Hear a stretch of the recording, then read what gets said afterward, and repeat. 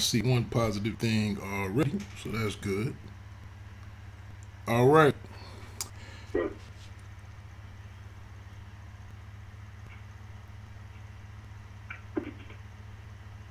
All right, so thank you to anybody that's gonna come in here into live stream, getting ready to touch base with rising undefeated heavyweight Stephan Big Shot Shaw. Got him on the line. I just wanted to do some couple of checks and make sure that all the audio was good. So, hey, can you do me a favor, Big Shot? Just say a quick word, count to five, or something. Let me make sure I can hear you. 1, 4, 3, 2, 1. 5, 4, 3, 2, 1. Hello? Wow, it's kind of a little bit of a lag in the audio for some reason. Okay, hold on. Can you hear me? Is it better now? I hear you fine. It's just the way that's coming through. The waves, you talk about the sound waves. It's just a way that it's coming through the out to YouTube. It's a little something that's going on. I don't know if it could be my Wi-Fi in my house actually. Okay. But well, I tried. We'll work with it. Absolutely. So let me see if I could turn you up a little bit more. Yes, sir. What did I have set?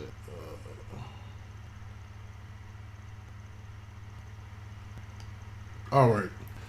All right. So, like I said, anybody that's tuning in, I appreciate it. You know, thanks for pressing play on another Pay Me No Mind sports and entertainment video, as well as the Bite Down Boxing coverage that I do here on the YouTube channel. Everybody knows, you know, we're all in what we're going through, you know, in our lives with this pandemic, with the coronavirus slash COVID-19 situation and whatnot. And I thought it was just a great time to check in with a couple of fighters that I know and make sure that, you know, we understand what's going on in the lives of these fighters and, you know, what kind of a challenge this is for them in a number of different ways.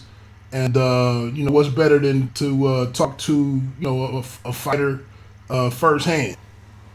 Yes, sir. So, like I said, everybody, you can see on the screen, we have Stephan Shaw in here today, and we're getting ready to get into a couple of questions and go from there. First of all, man, how are you doing?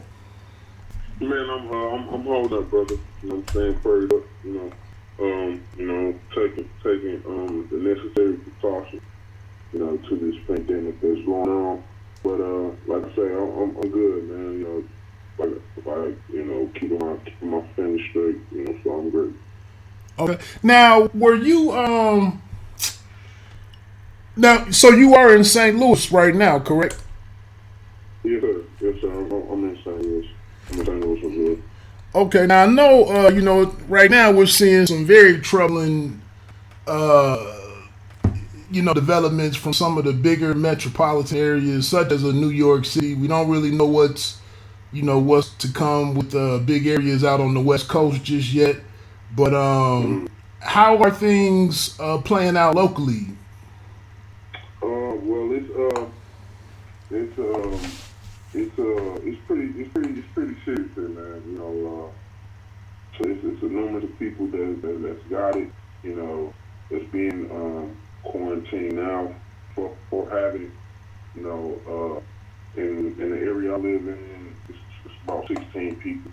You know, in like a little population of like, you know, it's a little county of St.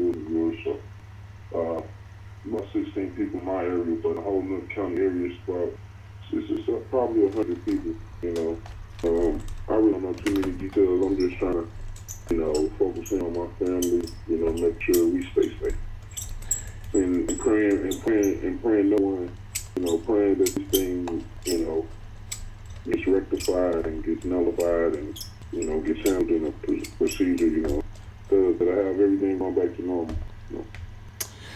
Yeah. So look, for anybody that I got my my Instagram up. I don't know if you guys can hear, but I am talking to a fighter. Stephan Shaw, Big Shot Shaw. You can check him out. But go over to the Pay Me No Mind YouTube channel. You can hear the back and forth between me and him.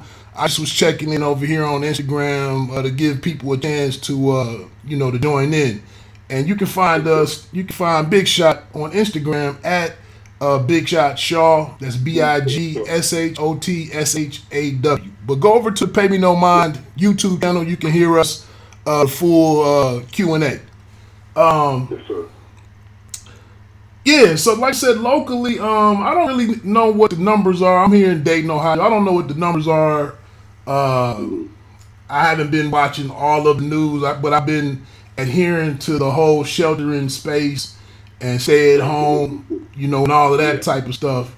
Now you have two younger sons, right? Yes, sir. I have two sons. Yes, sir.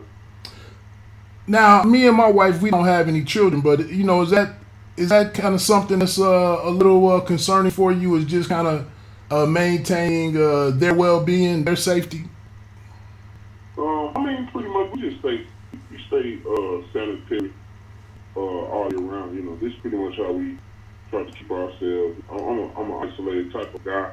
I'm an isolated type of guy. So we try to stay clean, and my kids, they don't really have anybody they go over the house unless it's their grandparents. My mother and father, they really don't go anywhere. So yeah, we pretty safe over here. Just trying to, like I said, take the necessary precautions to this pandemic. Yeah, I think when this kind of jumped off, that was something. Some of this stuff was like natural behavior that my mom had always taught me anyway, in terms of covering your mouth when you cough and watching when you sneeze. So some of this wasn't a big adjustment, Yeah, exactly, bro. But you gotta follow procedure, just to make sure everyone else around you, and making sure yourself, like you say, just taking necessary precautions, keeping my boys safe. My boys haven't been in school and daycare a week before this really happened. Before it really got to as soon as the school district heard about it, they just canceled school. So my kids been with us. So. Yeah, I guess that was kind of my concern for you, with you being a fighter and whatnot. I didn't know if you were traveling or anything. I just feel like it's just crazy, man, because it just threw a monkey wrench into everything that everyone had going on. Now what they say, 7 million people file for unemployment. People with 1099s can file for unemployment. They just said boxers can file for unemployment. Under certain guidelines due to the COVID-19. It's just crazy, man. I had a fight coming up this month actually in Dominican Republic. I was supposed to be having a fight this month, but that never materialized due to this. I think the fight that I had coming up in June. Hopefully it'll be over by then. But, it's just a lot of things. A lot of things are up in the air right now. You know what I mean? Right. So let's back up for a second. One of the reasons why I wanted to talk to you, because I thought you had a pretty interesting, like you just said, I thought you were in a pretty interesting spot in your timeline, kind of where you were with your career. So let me back up for a second and dive into all of that on a better level. So let's go back to December, man. You had a fight up in New York City, which is, like I just mentioned, is being terribly impacted at the moment. But you defeated Gregory Corbin by 3rd round technical knockout. I thought you had a really well executed performance, a real clean performance, and got a knockout on a bigger guy. He came in around 274 pounds or something. You came in at like your lightest. Yeah, I was like 246. So kind Yeah, kind of walk us through, your thoughts on getting that victory. I mean, I felt good, man. It was easy work. I trained real hard for that fight. Just like I do every other fight. Every other fight. From here on out is the biggest fight of my career, and I trained for it as such. He was a well challenged guy. 15-2. Decent amateur pedigree. Won the national Golden Gloves as an amateur. Been in the sparring professionals. Lot of fighters. He's been in camp with. He fought Charles Martin. Charles Martin, was a disqualification. He really didn't. He didn't get knocked out in that fight. He just lost on disqualification. So, then he turned around and fought the Olympic bronze medalist, and I knocked him down. When I knocked him down the first round, they could have easily stopped that as quick as they stopped that fight. The right hand that I hit him with was way more devastating. And if you can see back in the replay, because they took down the fight off the truth for some reason, I don't know what happened. But the doctor was trying to stop the fight, but the referee allowed it to continue, and I just took him on the third round. Yeah, that's what I noticed. I thought like in the replay, it's like you really, for a quick second, I mean, he was completely out of it when he went back into the ropes. I vaguely recall. And what I liked about it was the fact that he's a guy who I was glad that you handled him like on your own pace. Like you said, the fight with Charles Martin, they did a bunch of silly stuff, and it was a lot of holding, a lot of like Martin could never like break his rhythm. He could never break Martin's rhythm. Like no one really got off. And then like the fight when he had with the guy Heavyweight, as soon as Heavyweight hit him with it was kind of like a back of head shot, and he went down, and he got up way quicker, and the referee stopped the fight. Like with this, like he ain't never been hit like that when he fought until he fought. Exactly. So that's what I was saying. I really respect the way that you ring generalship, stuff like that. I like how you control the action, because it's some guys that I watch, and I'm just like, when will that fighter go? Say again. Like, what is he doing to them? Well, but it's just like, when is the other fighter gonna really do what they need to do to get this victory and make it be as easy as it should be? Right, absolutely. And that's just a testament to just how I approach every fight.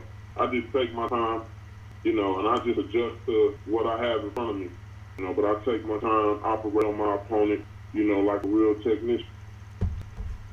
Definitely.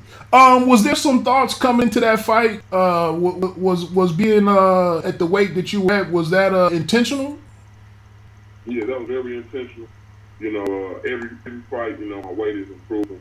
I grew up a chubby kid all my life, man. You know what I mean? Like I stopped boxing for 6 years. And truly lived my life like a young kid. You know what I mean? I was in boxing when I was 14, 15, 16, 17, 18. I didn't come back until I was 19 years old, so I grew into a heavyweight. You know what I mean? My last time boxing, I was always a big kid. I was a light heavyweight at 13 and 14 years old. You know what I mean? So always was a big guy, and like I say, man, that's just a testament to my hard work, dedication to the sport, and staying busy. Because as you can see, like, the more I stay busy, the more my weight, fluctuate pretty good, and I feel like the lighter I am, the more explosive I am. But y'all only getting a glimpse of what I can do. I'm still improving. 27 years old. I'm only getting better. Got you. Well said. So, like I said, that was closing out the year. That was early December when you had to fight in New York City. Get the nice victory, very clean performance, so on and so forth. I'll come back to that quarter. And then I'm sorry. And then I had a good camp, for that fight. I was coming out camp with Deontay for the Luis Ortiz fight. You know, I switched up as far, you know, softball. You know, I got ready for both Luis Ortiz fight. And I was coming out of camp with that. Then I went to Andrew Ruiz's camp. I went to Andrew Ruiz's camp for about 2 weeks. I was supposed to be out there for 3 weeks, but they only made it 2 weeks. And then I went to my camp for my fight and got ready for quarter. You know. Got you. So that's exactly where I was going. Was now you also worked Deontay Wilder's camp to get prepared for the rematch with Tyson Fury, correct? Yes, sir. I worked for both fights. Okay. So let's deal with that camp for a minute and that fight. Yeah. Was there any differences between, in your opinion? Were there any differences between the preparations in those two camps?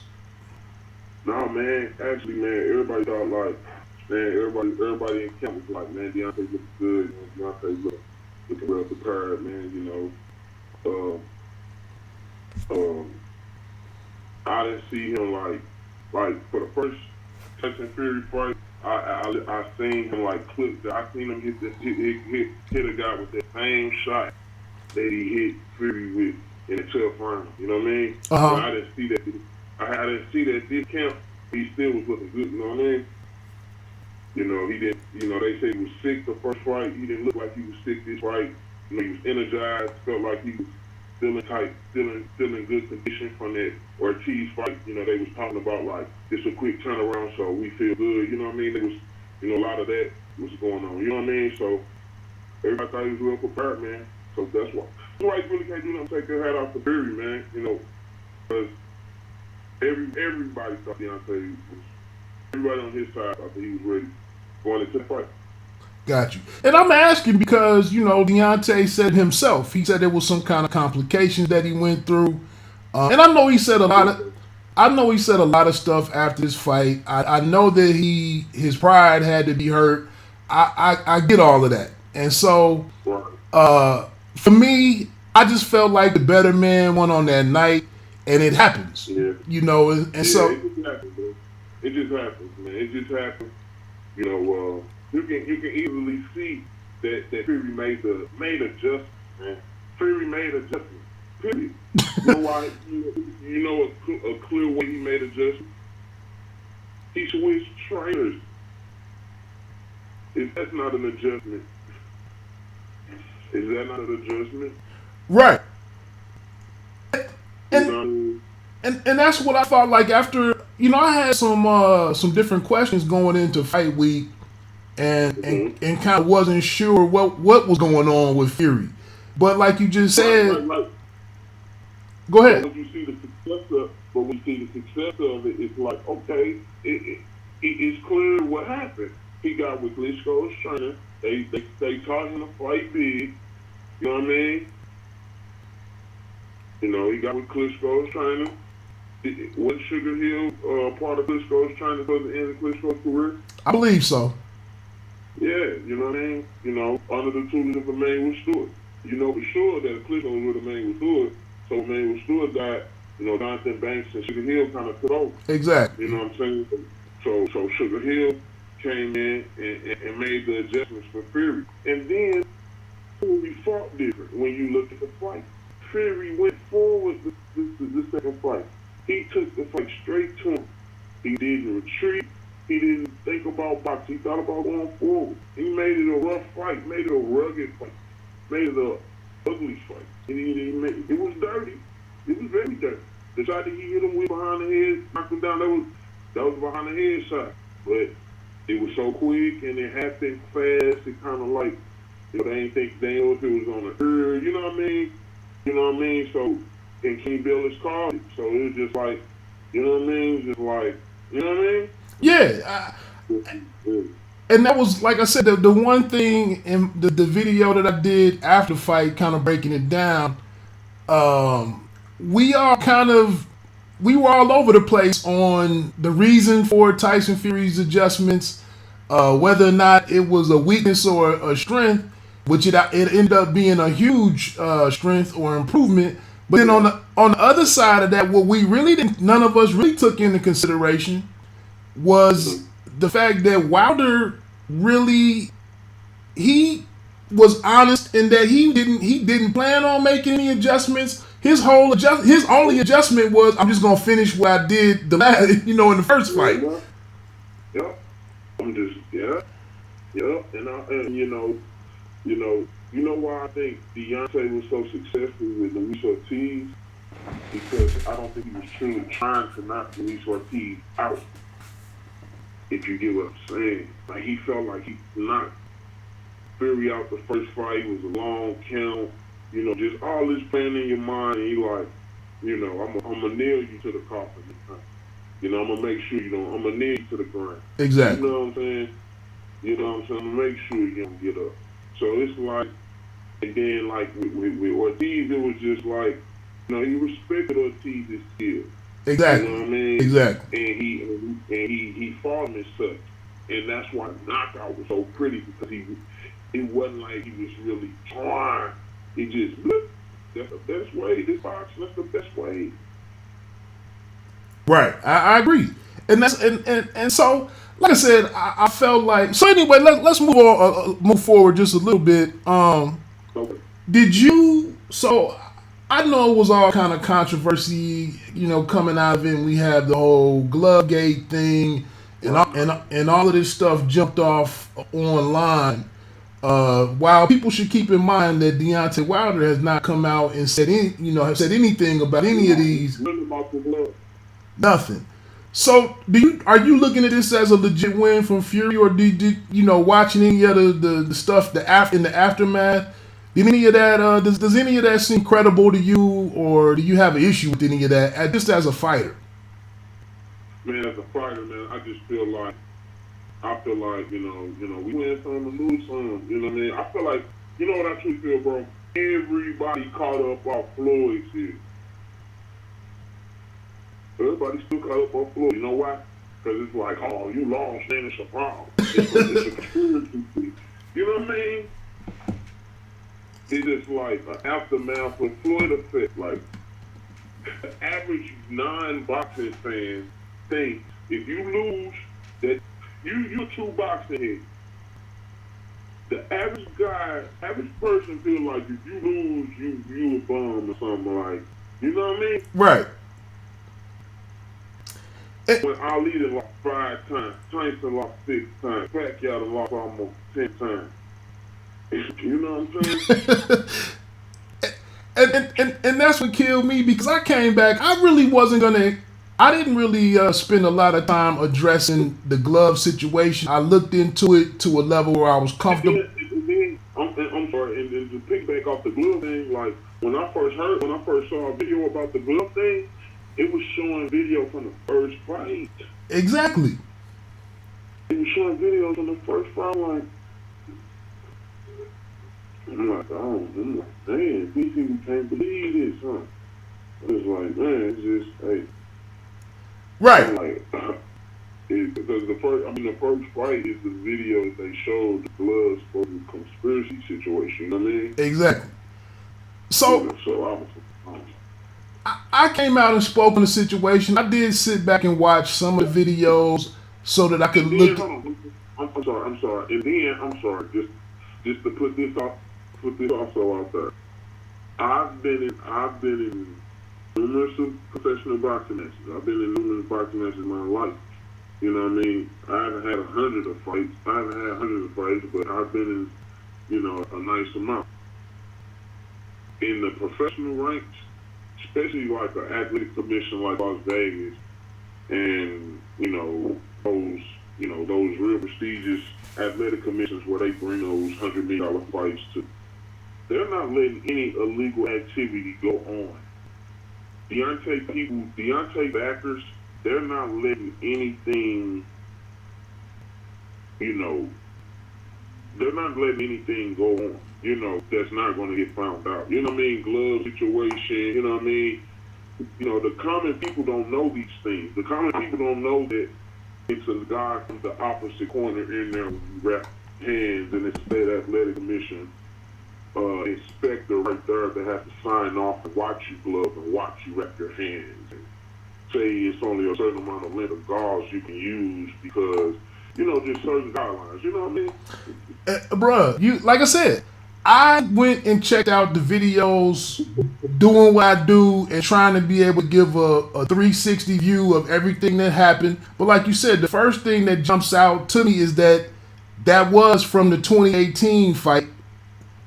Right. And then I just summed it up to like, I see what you're talking about, but now I'm gonna fall back and wait and see what Deontay Wilder and his team does about it. Off the glove. Right, because that's what his team. That's their job. And like you just said, it's protocol and it's procedures, it's checks and balances. It's all types of accountability and all of that stuff that goes into having a fight. And on the same token, on the back end, there's certain procedures that you follow if you have a grievance or if you want to appeal the fight. It's procedures that you follow in. So I got called some names, on my video, and some cats went in on me because I didn't buy it. It's just like, whatever, man. I'm not here to. I mean, if people couldn't realize that you were upset that the guy that you wanted to win, that he got beat, I can't do nothing about that. I mean, it happens. Like Deontay Wilder said, when the best are fighting the best, you can get any. It can be any result that can happen happens. Absolutely. So that's why we tuned in, right? Exactly.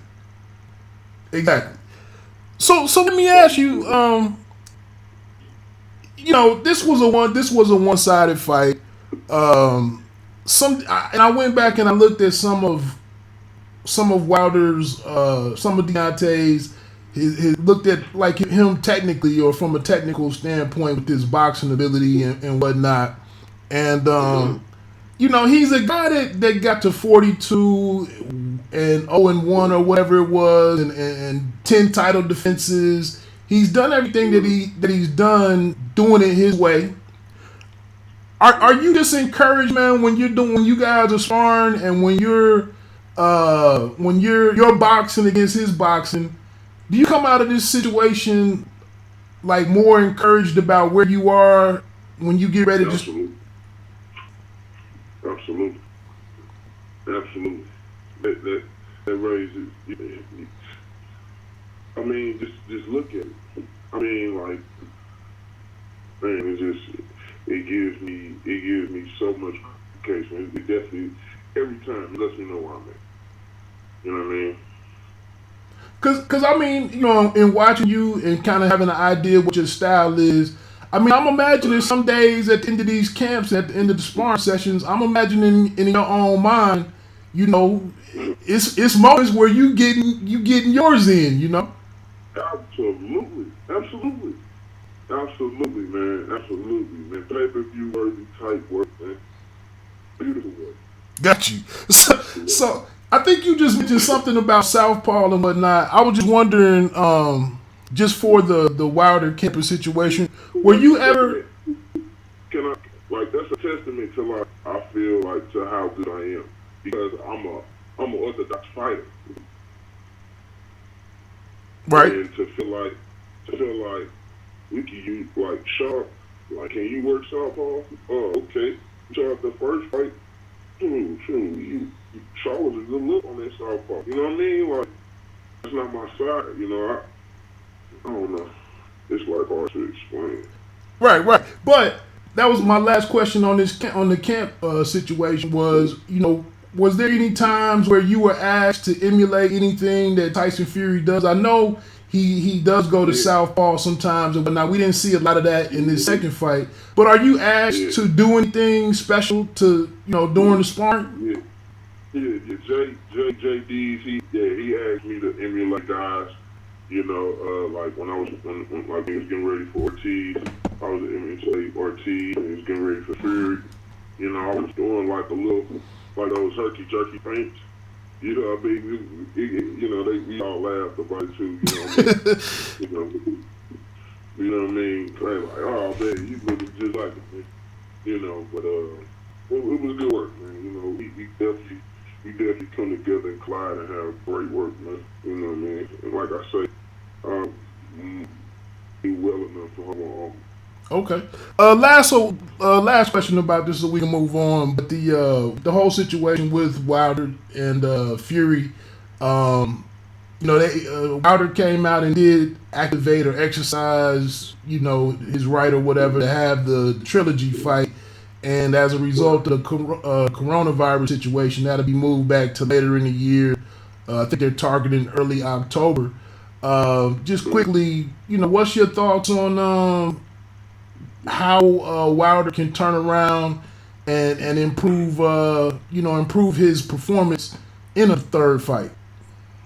Well, I think he has to go in there not trying to knock first. He has to not go in there with the mentality of I'm gonna knock him out.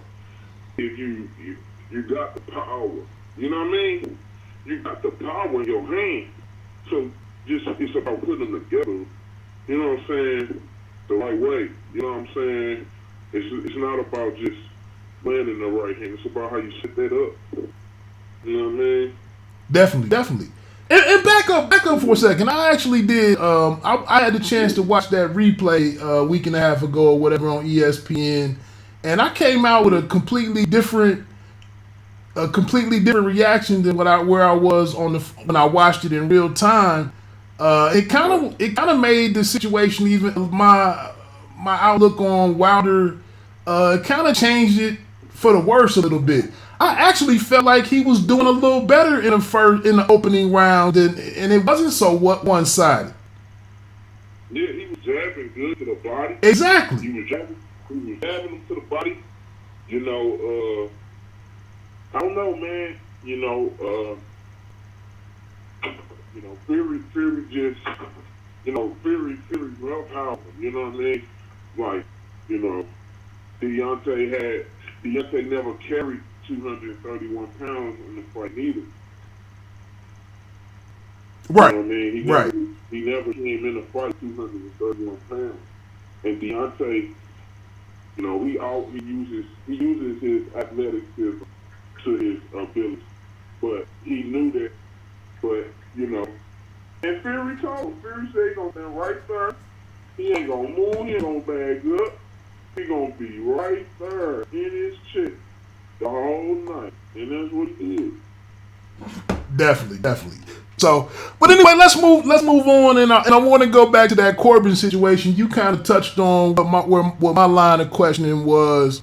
Okay. Like you mentioned, Charles Martin, I think they fought 8 or 9 rounds. Philippe Hrgović did end it in the first round, but his the devastation like my knockout. Exactly.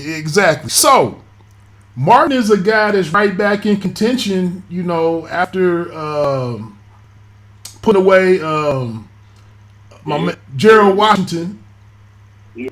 And then Hrgović is a guy that's making a lot of noise. So, are you looking at your situation again? I'm sure, and I know styles make fights. I know it's kind of foolish to go about the whole triangulation thing, but you are 27 years old. Yes, sir. It seems like now is the time for you to really strike. Yes, sir. And that's what I'm ready to do. I'm ready to strike. I'm ready for all of you guys. Whoever that they put in front of me, I'm gonna beat them. Period. And that is how I feel. And that's how I've been feeling my whole career. Whoever that they put in front of me, I'm gonna beat them. And that's how every fighter should feel. And that's how I definitely feel. So that's how I feel. So with all of this coming together, like I said, coming out of the Wilder camp, seeing what happened there. In the meantime, we also saw one guy who was up in front of you took a major step back, with Kownacki getting stopped by Helenius. Yeah. So for you, was that kind of what was going on? Were you kind of ramping up to make your run? Because it seemed like you changed up your work, your training a little bit. It seemed like you put out a couple of videos where you were kind of focusing on some more performance improvement type training, strength and conditioning wise and whatnot. Absolutely. Like I say, I'm only improving You guys haven't got to see the best of me. I haven't been in the best situation financially. I haven't been in the best situation as far as a career like these other guys. I haven't really had that much backing. But I'm making it happen. Most of these other guys have in-home trainers. I have my trainer is Coach Bashir. He's in San Diego, California. My dad, we go to the gym much as we can, but he's not my primary trainer, and like I say, man, I'm only getting better, working with a new strength and conditioning coach, for about a year now, and I'm feeling great, man. We trying to make that push to the top 10 by the end of this year, and like I say, be ready for whoever, man. Now, what's your approach to strength and condition to your balance of strength and conditioning and like traditional boxing training? What's kind of the approach of the team on that? Well, I don't do really like heavy weights. I do like light weights, a lot of repetition. I'm building muscle endurance. I'm building strength, not really, bulky muscle. You know what I mean? Okay. Just building a lot of strength. Like I say, and it's showing in my fights. I'm only getting stronger. My hands. I always had the skills as a kid. I always was the chubby kid as a little kid that had the fast hands like the smaller guys. You know what I mean? I always could run in a race faster as the little guy. You know what I mean? So, to this day, there's no one in St. Louis really. There's no really no heavyweights here. You know what I mean? So I don't have sparring sharpening me like that. So to stay sharp, I work with my dad a lot. Work with my dad a lot on the focus pitch. Okay.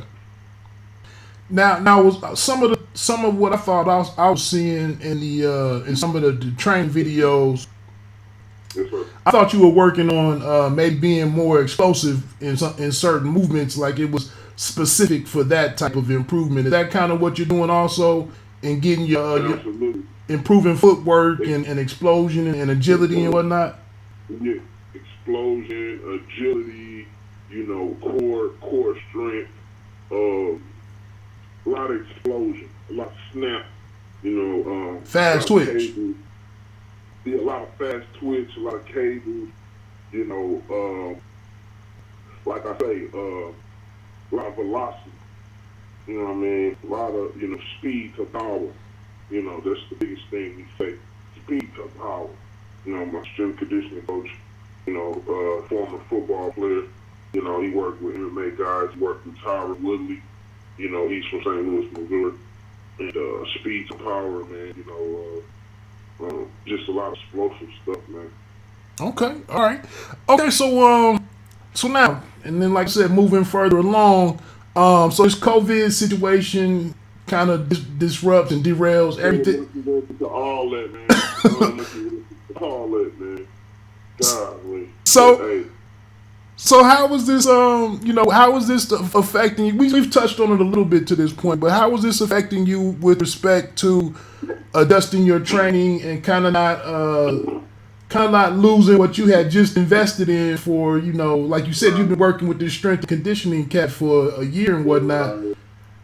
Right. What's your thoughts? How are you adjusting, like I said, so there's no loss in what you had gained?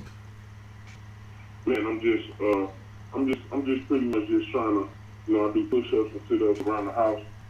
I do little certain things. I have like like elastic bands that I do little stuff with, but I don't really have, I don't have any like weights, anything or, anything like that. And this is terrible, like you said, having the momentum, working with, strength and conditioning guy, every week, and that's slowing down, and that's a testament in me working with him. That's a testament to my weight staying low. Right. But I've been watching what I eat, and just staying sharp. Like right now, I feel like I can box. I can box right now. You know what I mean? But, you know, like my hands, I'm still sharp. You know what I'm saying? I'm still quick. Like I feel I can go run. You know, I've been running. You know, shadow boxing around the house. Me and my wife, we even hit the pads. You know, I've been going over my mother and father's house, hitting the pads with my father. You know, running around their complex. You know, it's kind of hard, man, during this time, but you know, only the strong survive, and this is a true testament, and this is a manifestation of that quote. You know, only the strong survive. Yeah, it's definitely it really is. Like you said, that's being walked out right now in a number of different ways. So now, you know, you have your wife and like I said, two growing boys. So on one hand, I'm assuming that she's preparing, you know, meals for two growing boys, but then you're trying not to grow too much. So how are you guys working together on, you know, taking care of you? Because you know, it's a certain ratio out there for working out and diet on maintaining weight or continuing to drop weight. So how would you guys stand on top of that? Man, we just pretty much eating what I've been eating. You know, my wife, she cooks for our boys. She cooks for me. You know, a lot of bacon, grilled chicken. You know, I don't eat any I don't really eat too much red meat. You know, I really don't eat too much red meat at all. Like this, occasionally I eat like red meat, like steak or like beef ribs. I don't eat pork at all. You know, and so I just pretty much you know, baked fish, you know, veggies, you know what I mean, salad. You know, my wife, she's been holding me down, you know, my entire career. You know, she's been with me, you know, shooting in the gym, you know, as they say. You know, because she was a boxer as well. Oh, that's right. That's right. Yeah, she was a bronze medalist in the USA National. So she's been there every step of the way. You know, true Bonnie and Clyde. That's my heart. You know, she makes sure all of her boys, all three of her boys, stay good. You know. Gotcha. I told you, you know, that's y'all are one of my favorite storylines in the sport, and Yeah. I already know, bro. I appreciate that, man, too. I appreciate that. And I continue to, you know, I want to see, you know, as you go on your run, and you know she joins you along in that. I'm interested to see how that plays out. You know, I saw, of course, we just saw Wilder and his fiance or wife, and then you know, Fury with his side, and the women play, you know, a pretty major role in how that fight came to fight night. So that's interesting. Absolutely. And then like that's what I'm saying, man. Like my wife, she's my Drew Bandini, man. You know what I mean? Oh man, she gonna talk it, and I'm gonna walk. She talking and I'm gonna walk. You know what I mean? Right. Like I said, when I encountered you guys in Columbus, you know, and came back there to talk to you, you know, she was in the mix in terms of like, who is this dude? Yeah. Is he legit? And you know, fix your sweatsuit, and you know, so on and so forth. Yeah, bro. Yes. She's very outspoken. You know, she's a beautiful soul. You know what I mean? She has a hell of a story. You know, she has a book coming out that she's writing. You know, she's been through a lot, man. But you know, we a true testament of God's work. You know, that's why I always hashtag that on every post. You know, because I'm a true and firm believer in God, and I feel like, man, and this is the time that, you know, whatever people believe in, it's the time to believe in. You know what I mean? You know, whatever you praise to, you know, praise to your higher being. You know what I mean? Because, you know, this is a time that we need to. Right. You know what I mean? You know, so like I say, it's a trying time. You know, life as we know it is not the same as of right now. If you really look at it in full spectrum. You know what I mean? And to your point, I mean, it'll be interesting how a lot of us come out on the other side of this and how we value our time and use our time differently on the other side of this thing. You know, You know, you know, we people take an hour for granted. People take 30 minutes for granted. You know what I mean? People take time for being with their family for granted. This is the time to show you like what you have is really all you need. You know what I'm saying? Sometimes, we even me as a boxer, as a professional athlete, it's aspirations and things that I have to fulfill in my career. You know, when you look at I'm just keeping it real. When you look at a title belt, that ain't nothing but materialistic. It's materialistic. You know what I mean? As long as I fight for what I already have and to protect what I have, then I'm a true winner anyway. So that's why I don't really say guys that lose a championship fight is a loser, because that man just took on 25 million. That man just took on 50 million. You know what I mean? That man just took on 5 million. You know what I mean? Like, that man is financially in a situation where he can feed his family in an abundance. You know what I mean? And that ain't nothing but a blessing from God. And that's how we have to look at, Deontay. I don't think he should beat himself up about losing. I don't think he should be, you know what I mean, dust himself off and come back again, show himself like a true champ. You know what I mean? So this, Joshua just did it. You know what I'm saying? Right. Even though Ruiz was bullshitting in camp, and they kicked me out of camp after 2 weeks. So now going back to that, are you still there? Yes, I'm Going back to that real quick. Was what we all learned on fight night? I mean, on weigh-in day, and then on fight night. Did you already did you already know that it was a likelihood that we would see that type of Ruiz? Yeah, man. Actually, Ruiz was looking smaller in camp. Like when I was in there, like when I was like sparring Ruiz, like he looked a little smaller. He looked like he was probably like mid 270s, like 274, 273. He didn't look like he was 283. You know what I mean? But like, you know what I mean? I don't know, like, he flew out, he broke camp, like he started camp, like he was, you could tell he was literally partying. Like when I don't know, he said it himself. Because when I was in camp with him, like, I don't know, we were supposed to spar 6 times in 3 weeks, in 2 weeks. We were supposed to spar 6 times, like Monday, Wednesday, Friday. We only sparred 3 times. And then like the last day, they said he caught gout and said he couldn't spar and all this and that.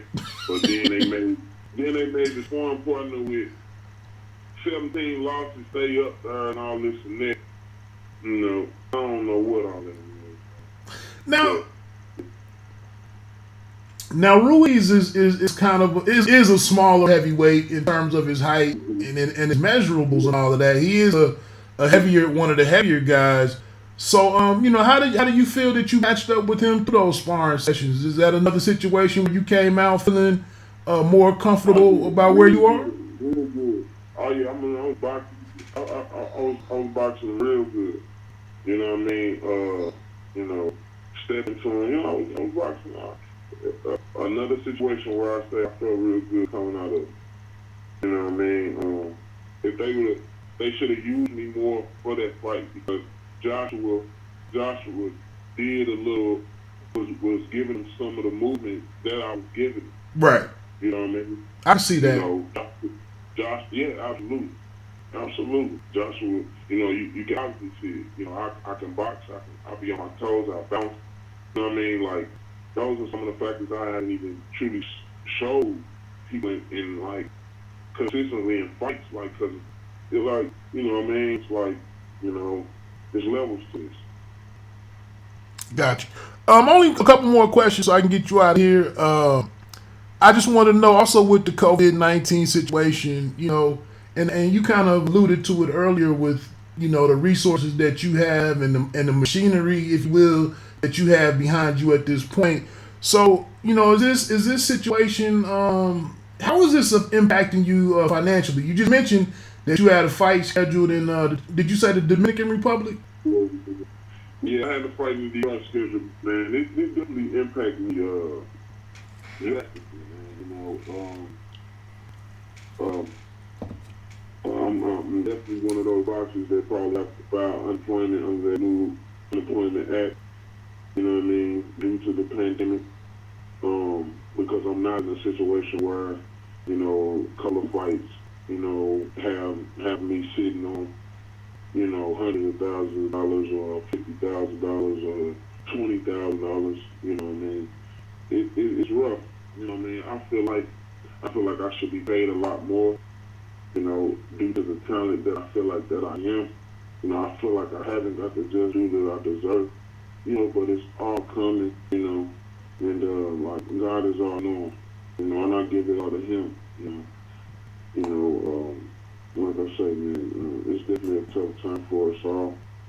And like I just said, God bless America, man, because we definitely need God's blessing.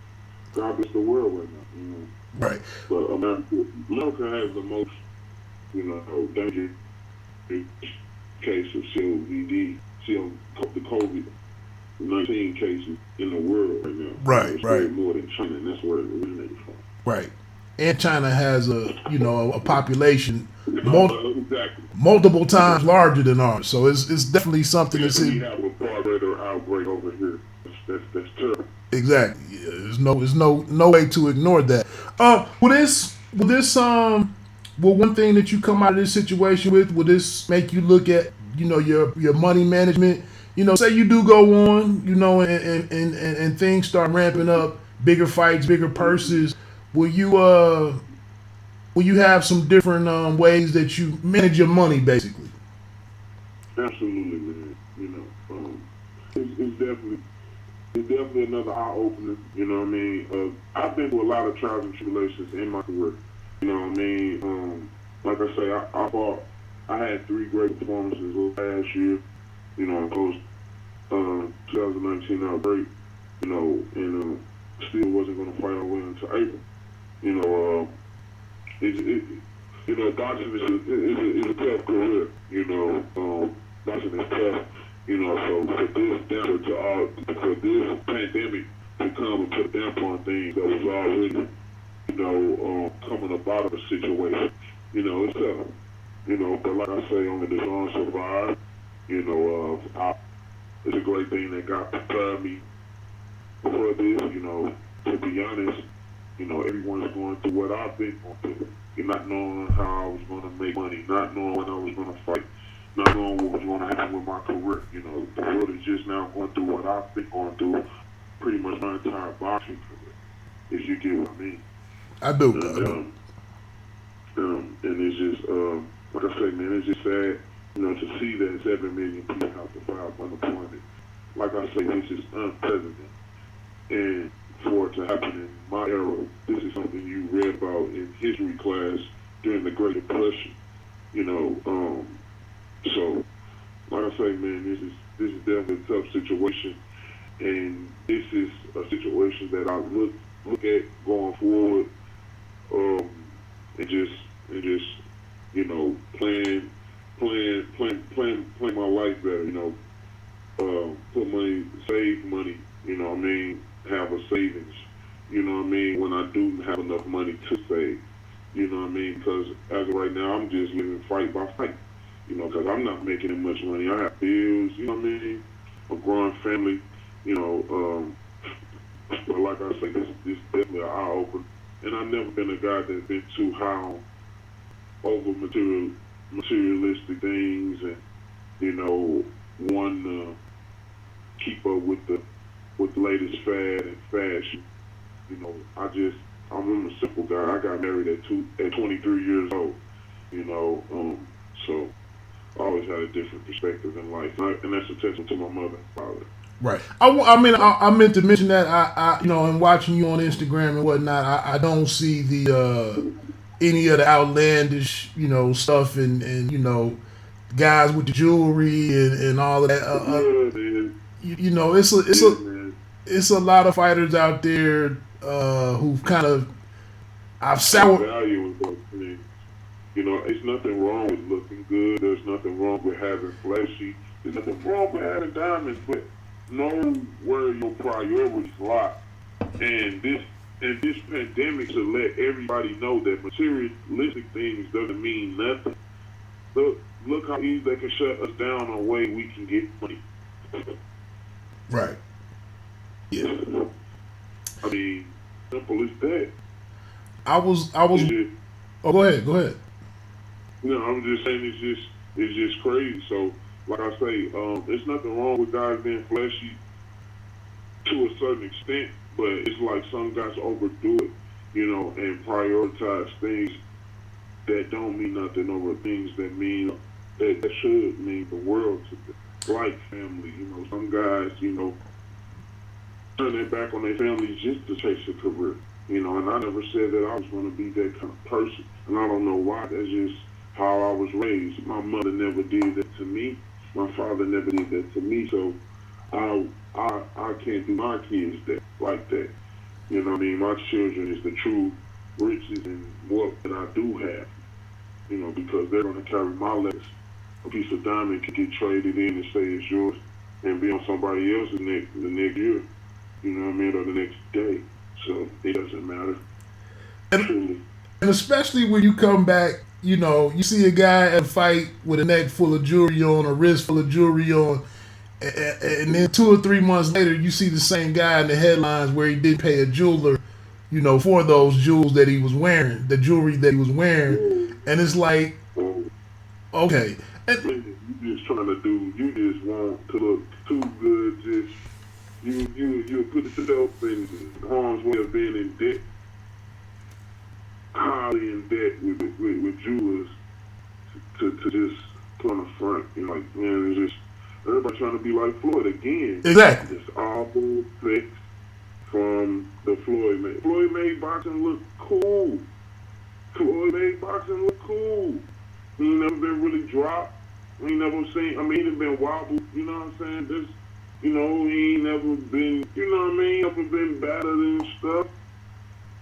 You know what I mean? Ali, like, they only talk, they don't talk about the dark side of boxing, man. It's always good and bad to boxing. You know, they don't talk about the fighter that had the dudes on that 1 year, and then 10 years later, he can't even pay his rent in an apartment.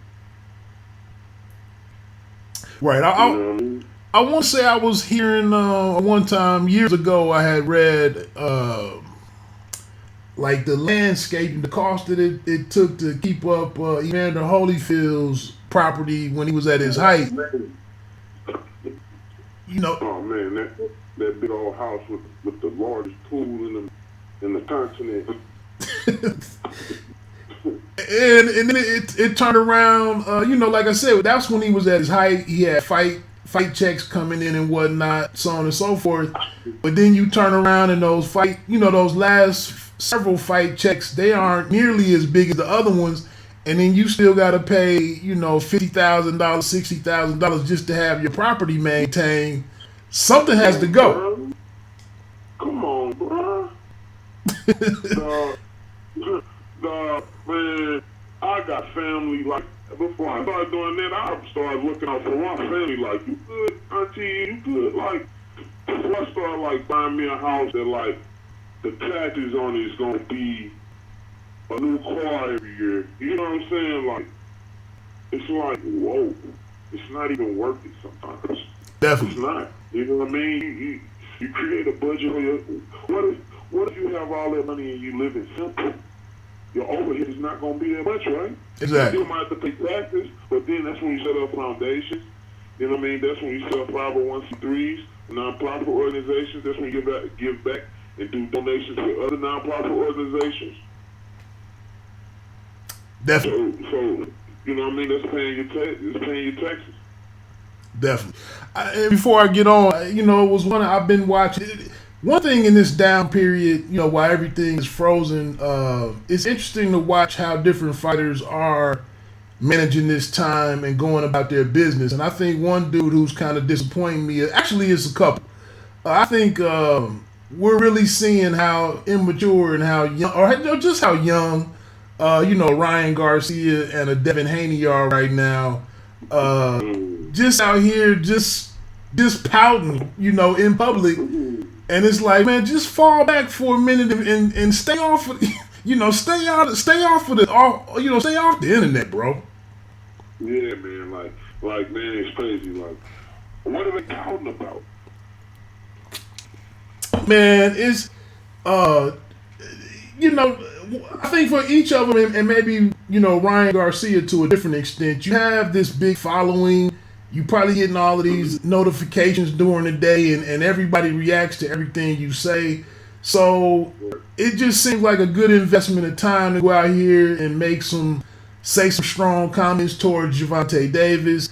Then you got, Devin Haney is a guy. I think he's just frustrated because he is where he is, but the meaningful fights. Like, to me, Haney is trying to get a fight going with Ryan Garcia, and I'm like, right now, that fight really doesn't even make any sense for neither one of you right now. It looks good. They definitely gonna keep each other away from them dudes until that. Come on, man. Like, again, Floyd Mayweather effect. They've seen how Floyd and marketed this boxing, and everybody been trying to have that same blueprint. Everybody been trying to, trying to make that next star, the next Floyd, all that next Cheetah One, and all that stuff, man. To where they ain't gonna have no young future star like Devin Haney and Ryan Garcia fight right now. Makes no sense. They'll probably have to fight 25, 26 years old. You know what I mean? But not right now when they still like young prospects. That's the thing, man. Like back in the day, man, those guys would still be considered prospects. But Devin Haney, he fought for $1 million already. Exactly. You know what I mean? Like that's crazy. Like we ain't have a guy that's fight like $1 million fighters like start complaining about like, man, like, times is different, man. Like you got guys over here that shoot, that ain't never even fought for $20,000 before. Yeah, like I said, it's I just sat back and just looking at Haney, and it's just like you can look at him or you can listen to what he's talking about and just understand that he's kind of lost in what to do next, and I get it. He wants meaningful fights. They gave him everything already. I mean, he got everything.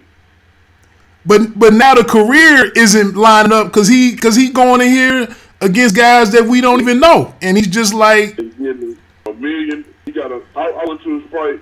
Like that's what I'm saying. Like what is boxing going like? The KSI versus Logan Paul too. I understand the social media giants and they have huge followers. I understand it, but it's it's boxers that's been Olympic. Like your Dennis, you guys made a post like, I'm 2008 Olympic gold medal, so I ain't never fought for 900,000.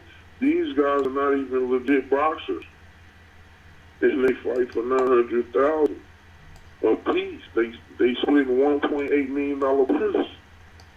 Yeah. And Devin Haney was on the undercard, the co-main event, and he got $1 million flat for himself. We're fighting a guy named who? Right. No disrespect, that's beautiful. Get your money. That's what this game about. You know what I mean? But like, you complaining about me, you got it made. Yeah, but like I said, it's just it's indicative of that they are younger guys. I would imagine they young lions ready to prove themselves, right? And I understand that, but like the world that captivated y'all, the world familiar with y'all, like all y'all got to do is just keep doing what y'all doing. Y'all gonna fight one day. Exactly. Keep doing what y'all doing. Just keep doing what y'all doing. Y'all gonna fight one day. It's gonna be for a whole lot of money. As long as y'all keep doing what y'all doing, y'all gonna fight. Period. Right. So they both tall. They both tall, lightweight. They both gonna fill out 147. They gonna have a beautiful fight, man. They just need to take their time, keep on beating them dudes at the zone, put them in front of. You getting $1 million for fighting nobody? I never heard about nobody complaining about that. That's one of those good problems to have. man, that's a beautiful problem, man. Got you. Hey, so my last question was, looking at this thing from a positive light, we eventually things do have to resume, and we got to get back to normal living, but with some changes to it and whatnot, expectedly. But what would kind of be some factors in, man? If they give you a date, if we start seeing, timing for when professional sports can resume, when we start seeing that, what would be some things that factor into for you in making a decision of, would you need 8 weeks? Would you need several weeks of sparring? How would you approach coming back? I mean, it just depends. It just depends. I just want to get back to going to the gym around, locally like this. I just want to get back to going through that for a couple weeks. You know what I'm saying? Shake loose. You know what I'm saying? Then we can start talking about, a fight within the next 6 to 8 weeks. Period. Okay. You know what I mean? I'm just ready just to go to the gym and hit the bag. I was in the ring, man. You know what I mean? I'm just ready, start my strength conditioning back, every week, you know what I mean? Just ready to get back on normal. Go to the gym, hit the bag, you know what I'm saying? Smell the ring, smell the atmosphere, you know what I mean? Got you. Got you. I'm not big on the whole calling people out or anything, man, but we have talked about several different people, Charles Martin, Hergovich, maybe even a Michael Hunter type of guy. Is there anybody that you envision kind of being somebody that you would have to collide with, as you work your way into like a mandatory position or, getting to that elite level? Is there any guys that you... I want to fight all those Gerald Washingtons, Charles Martin, Dominic Brazil. I know all those guys, but, I love to spank their ass. Got you. All right. Well, I appreciate it, man. Like I said, I like keeping up with your story, man. And like I said, when I look at some of the mutual opponents, I look at, a guy, you get a victory over a guy like Corbin, and then we see who else is, we see who he's being put in with. I just kind of figured that, you would, and then your relationship with Wilder's camp and whatnot, that you're a guy that and then your age, I feel like it all sets up for you to really start trying to make some noise here, the next year and a half. Start captivating me and putting money in my pocket to display me like he ain't did it. I've been struggling my whole career. I fight way better than the heavyweights that they've been showcasing from America. What? Yeah. I feel like I'm the one. Now, did you already have an opponent name for the DR fight, or were there some names being put in front of you? I was supposed to fight this guy. His name was Christian Galvez, Dominican guy. He was 17-6, 15 knockouts. Okay. Local Dominican guy. Okay. Just moving my career along, 13-0. And we finna start like we was on our way. We on our way to make that run. Okay. All right. Hey, well, look, man. Like I said, definitely appreciate your time, man. You always have some thoughtful things to say, and just wanted to check in with you, man, and see what was going on with you. And like I said, I was watching you ramp up things on the strength and conditioning, and it just felt like the timing was right. And then the heavyweight division is really hot right now. Yeah, it's beautiful right now, man. It's beautiful. It's crazy. When I was with my old managerial team, it used to be guys, that's the face of that thing. He used to be telling me, you gotta get yourself in shape. These dudes chill, and all this and that. this past year, Anthony Johnson, the most chiseled boxer ever in Adonis, get beat by one of the worst. Come on, man. What? Then look at Fury. Fury ain't real. No. Fury and he thrown Klitschko and Wilder. Like, I don't know, man. You know, I feel like I'm a world class talent, man. You know, this guy's in the top 10 that I'll destroy. Period. Yeah, I was looking. I mean, you know, obviously, like you said, you right now getting ready to focus on making that push for for the international rankings and whatnot. But I was just looking on BoxRec and saw that you are a top 10 heavyweight in America. And just looking at the names ahead of you, like you said, Brian Jennings is 7. We've already talked about Jermaine Franklin in previous discussion. He's at 8.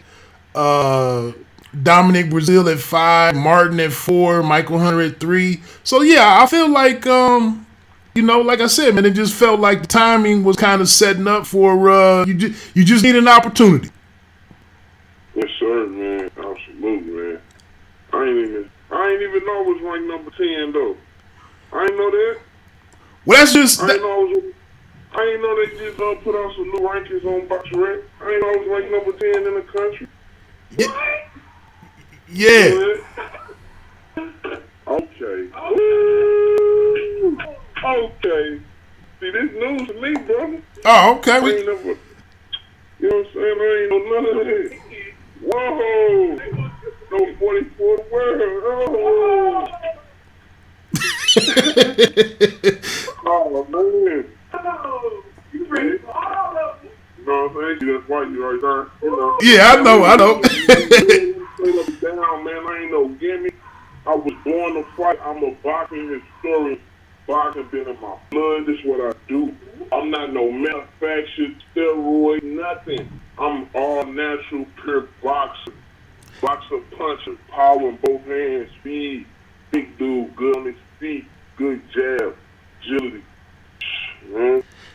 Now, did you happen to see it? They have Shondell Winters is right beneath you at 11. Did you happen to see his fight against Joseph Parker? Yeah, I saw that fight. He was too small for Parker. I love a Joseph Parker fight. You know. Got you. All right, then. Well, that's some good news for you. And like I said, I look at a couple of things before I get you guys on the phone, and that was something that dumped out to me. Like I said, Brian Howard is at number 9. Brian Jennings is 7. Gerald. It's already a lot of movement in that top 10 already. Just mentioning that, you know. Already, man. Like I ain't even know that. Hey, bro, I appreciate all that, man. I ain't even know all that stuff. Got you. All right, well, man, you said quite a bit, but any final words, man, for anybody? Just some last words from Big Shot Shaw.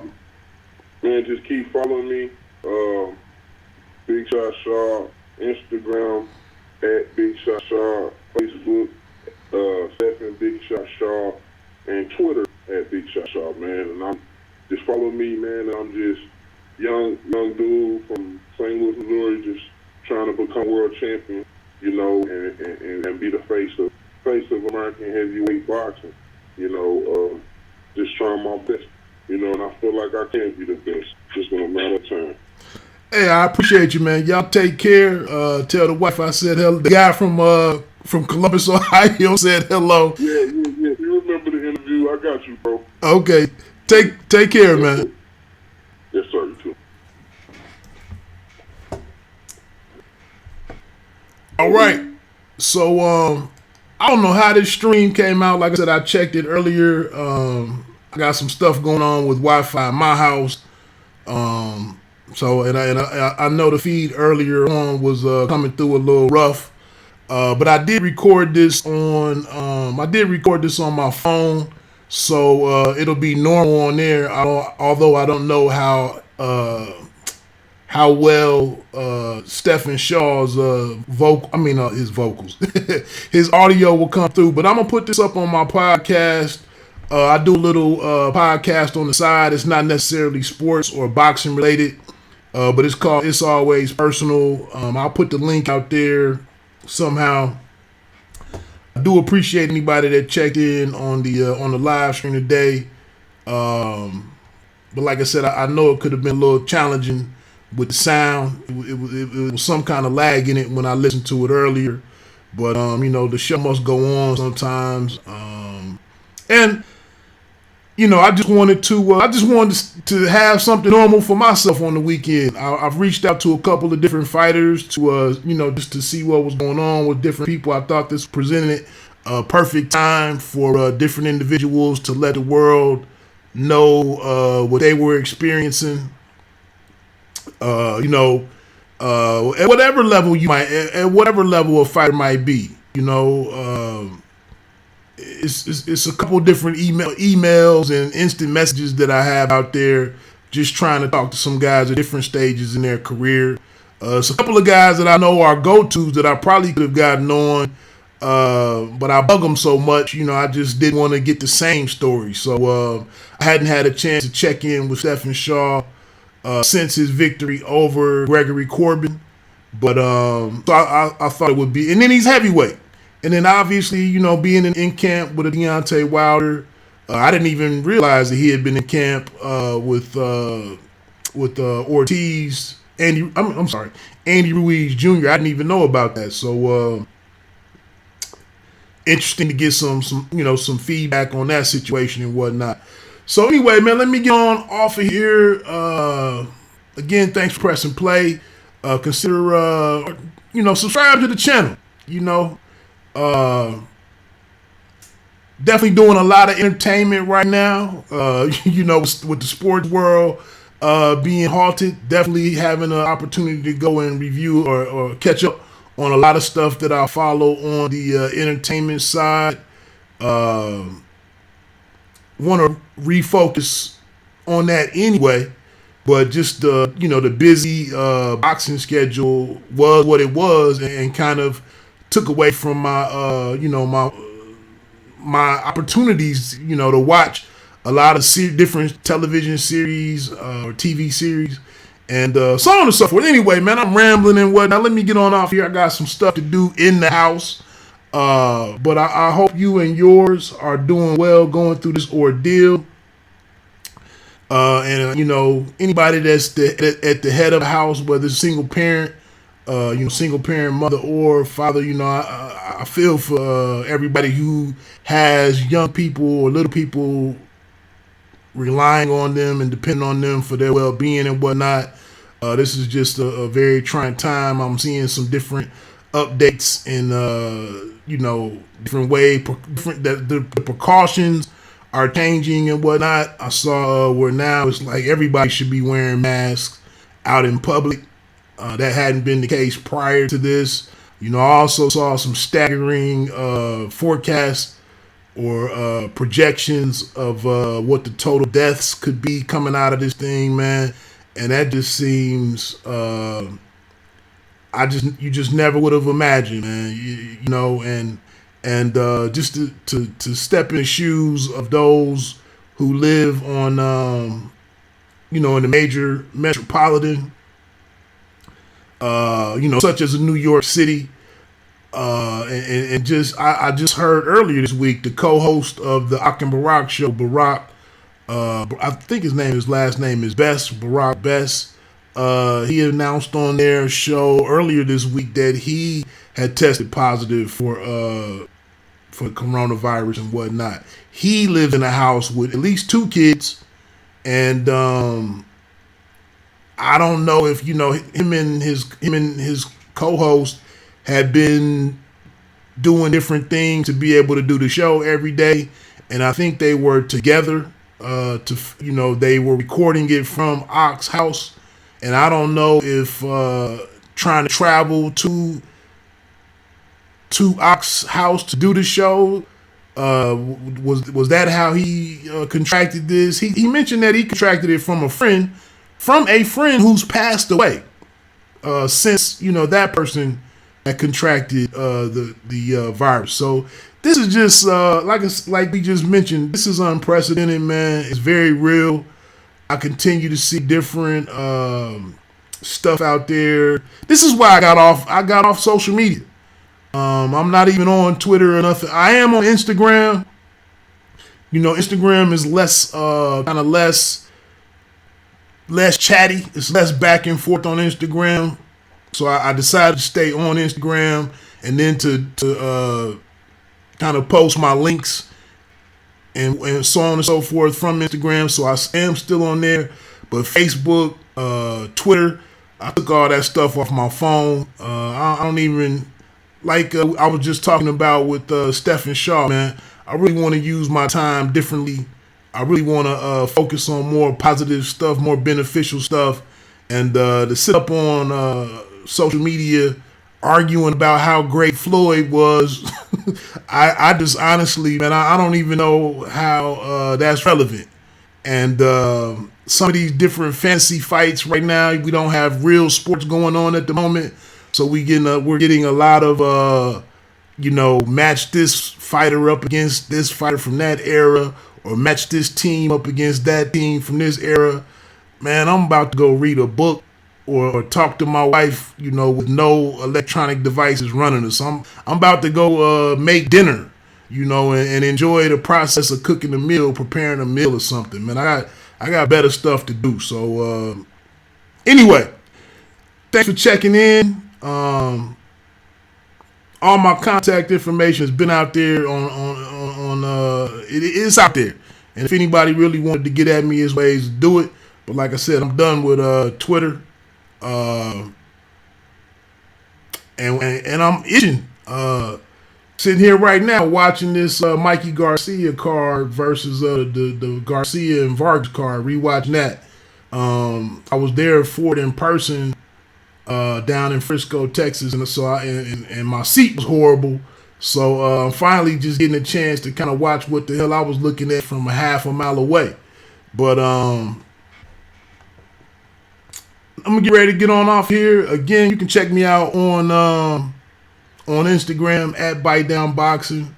That's pretty much where I'm working from right now in terms of my social presence, my social media presence or online presence will all be at Bite Down Boxing. I see a couple of people checked in as I'm getting ready to get off of here. Just really quickly, I had heavyweight, a rising undefeated heavyweight. I think probably still a prospect in Stephan Shaw. He said a lot of interesting things, being in camp with Deontay Wilder, being in camp with Andy Ruiz Jr. We talked through quite a bit, so if you want to go back and check any of that out, we talked about the Tyson Fury Glovegate situation, so on and so forth. I thought it was a pretty good interview. I really like Stephan Shaw, and I think he's a he could be a pretty interesting factor in the heavyweight division. Anyway, the interview's out there, man. Let me get on off here. I done said that 3 times now. Stay safe, be smart, stay informed, and if you can at all, if you can, stay in the house. Until next time, man, I'm out here. Bite Down Boxing. Don't let them count you out. It's presented by the Pay Me No Mind Sports and Entertainment Channel. You don't have to be great to start, but you have to start to be great. Peace.